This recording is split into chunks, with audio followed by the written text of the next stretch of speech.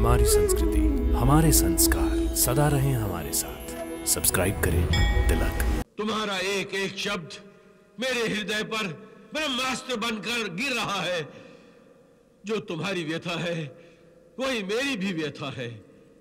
अंतर केवल इतना है कि तुम स्त्री हो, इसलिए अपनी व्यथा आंसुओं की भाषा में कह देती हो, परंतु हम पुरुष हैं, अपने ही आंसू पीकर अंदर ही अंदर पीड़ित होते रहते हैं। आंखों का लावा हमारे अंदर ही अंदर पकता रहता है। स्वामी, कदाचित हमारे भाग्य में संतान का सुख लिखा ही नहीं है, सुख लिखा ही नहीं है। ऐसा मत कहो विजया, ऐसा मत कहो। माता महालक्ष्मी हमारे साथ ऐसा अन्याय कभी नहीं करेंगी, यह मेरी श्रद्धा है। कदाचित माता महालक्ष्मी हमारी परीक्षा ले रही है। वो परीक्षा ही तो ले रही है। उनकी ये परीक्षा बड़ी कठिन परीक्षा है।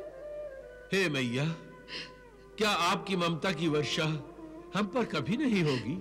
हे मैया, क्या आप हमारी आशीर्वाद से झोली नहीं भरेंगी? मुझसे अब और नहीं सहन हो रहा है मैया, मुझसे अब और सहन नहीं हो रहा है। मुझसे अनजाने में ऐसा कौन सा पाप घड़ा है जिसका दंड मुझे दे रही हैं आप? बताइए, कौन सा पाप घड़ा है मैया?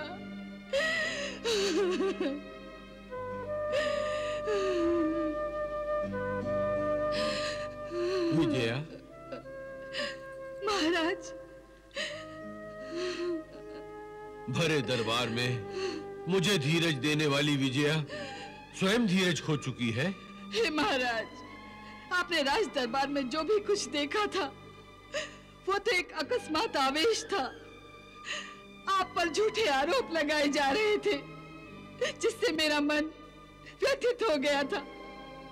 और जब ब्राह्मण देवता हमें शाप देने लगे तब तो मेरा रोम रोम भयकंपित हो गया था। यही भय अब भी मेरे अंतर में किसी भूकंप की तरह अंतर से निरंतर उठ रहा है, जिसका कारण यही एक कटु सत्य है स्वामी कि मेरी कोख अब तक सूनी है स्वामी, अब तक सूनी है।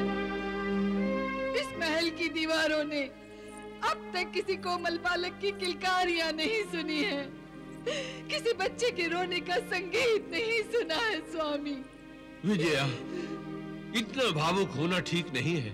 इस भव्य वैभवशाली राजमहल में छोटे छोटे नन्हे पांव अपनी पायल की झनकार सुनाते हुए आज तक नहीं दौड़े स्वामी, आज तक नहीं दौड़े।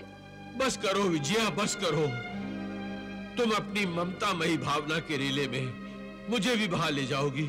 आज तक हमारे कान, हमारी अंतरात्मा अतृप्त रही है क्योंकि हमें आज तक किसी ने माताश्री, पिताश्री कहकर नहीं पुकारा है। हमारे कानों में अमृत नहीं घोला है। महाराज, दरबार में तो मैंने कह दिया था कि प्रजा हमारी संतान है, परंतु उस संतान के होते हुए भी सत्य तो ये है कि हम निसंतान हैं, हम निसंतान हैं। बस करो विजया, बस करो। तुम्हारा एक एक शब्द मेरे हृदय पर ब्रह्मास्त्र बनकर गिर रहा है। जो तुम्हारी व्यथा है वही मेरी भी व्यथा है।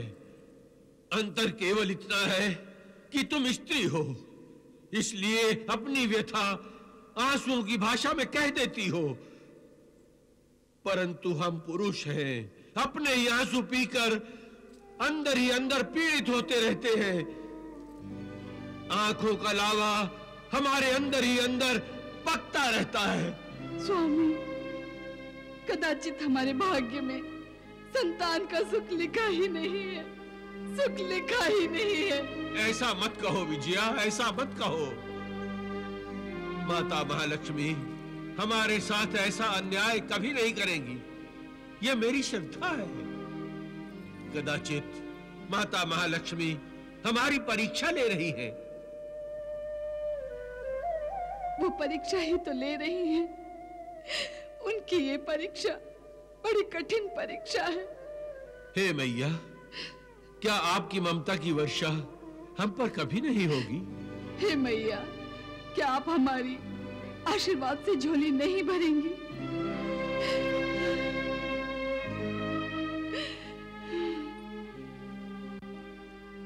क्या हमारे संतान कभी नहीं होगी? क्या हमारे संतान कभी नहीं होगी मैया?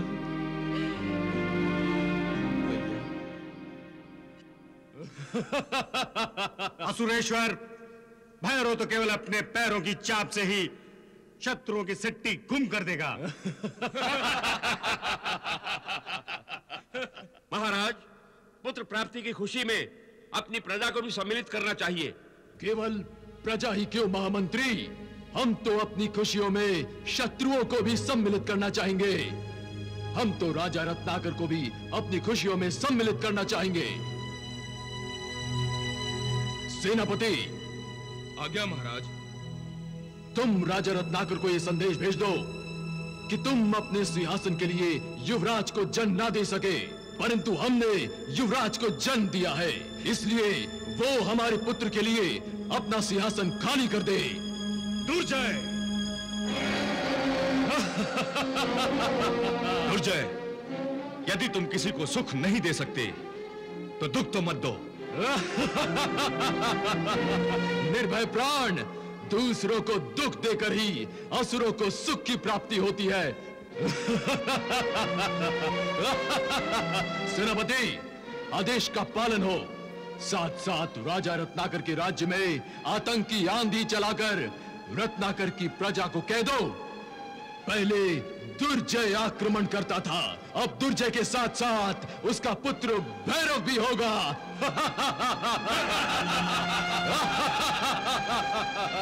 हे प्रभु, हे महादेवी महालक्ष्मी, राक्षस राज दुर्जय का अहंकारी रूप देखकर मेरा मन व्याकुल हो उठा है। हे मातेश्वरी, दुर्जय की सुख प्राप्ति की आसुरी परिभाषा परम चिंता का विषय है। माता देवर्षि, जो दूसरों के दुख में अपना सुख ढूंढता हो, समझ लीजिए वो विनाश के पथ का पथिक है। परंतु प्रभु, अपने विनाश से पहले ऐसे दुष्ट और अधर्मी अपने विकृत बुद्धि के कारण हिंसा और आतंक से धरती को निर्दोषों के रक्त से लाल कर देते हैं। प्रभु देवर्षि, जो भी राजा अपनी तलवार से रक्त में सना हुआ इतिहास लिखता है, वास्तव में वो अपनी ही मृत्यु के आदेश पत्र पर हस्ताक्षर करता है। परंतु मातेश्वरी, उस अधर्मी के अंत का समय कब आएगा?